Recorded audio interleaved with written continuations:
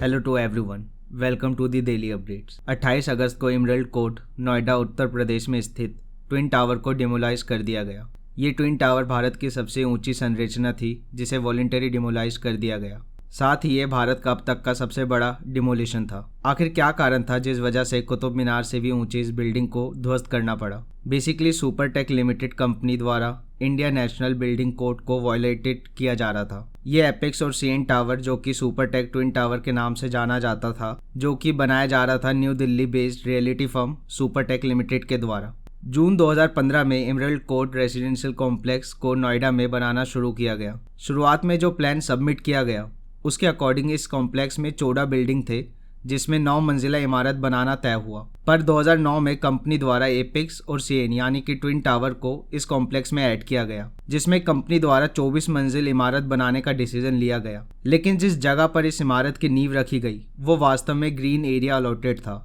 Basically green area वो open area होता है जिसे रिजर्व रखा जाता है पार्क, स्पोर्ट फील्ड और प्लांट के लिए, to protect and improve biodiversity and promote outdoor activities and active life for people. पर फिर मार्च 2012 में सुपरटेक कंपनी द्वारा फिर से इस बिल्डिंग के कंस्ट्रक्शन प्लान में मॉडिफिकेशन किया गया और ट्विन टावर को 40 मंजिल का बनाने का तय किया गया और साथ ही बाकी 14 इमारत को 9 से 11 मंजिल बनाने का डिसीजन लिया गया। साथ ही इस ट्विन टावर के बीच में दूरी सिर्फ 9 मीटर रखा गया, जबकि कानूनी तौर पर 2 टावर के बीच की दूरी कम से कम 16 मीटर होना चाहिए। 2012 मिड में कॉम्प्लेक्स के लोगों द्वारा इलाहाबाद हाई कोर्ट में केस फाइल किया गया। अप्रैल 2014 में हाई कोर्ट द्वारा इस बिल्डिंग को डिमोलाइज करने का ऑर्डर दिया गया। इस डिसीजन को सुपरटेक कंपनी द्वारा सुप्रीम कोर्ट में चैलेंज किया गया और 31 अगस्त 2021 में सुप्रीम कोर्ट ने इस बिल्डिंग को डिमोलाइज करने का ऑर्डर दिया। वास्तव में सुप्रीम कोर्ट द्वारा 21 अगस्त 2022 के डेडलाइन दिया गया था कंपनी को इस बिल्डिंग को डिमोलाइज करने के लिए,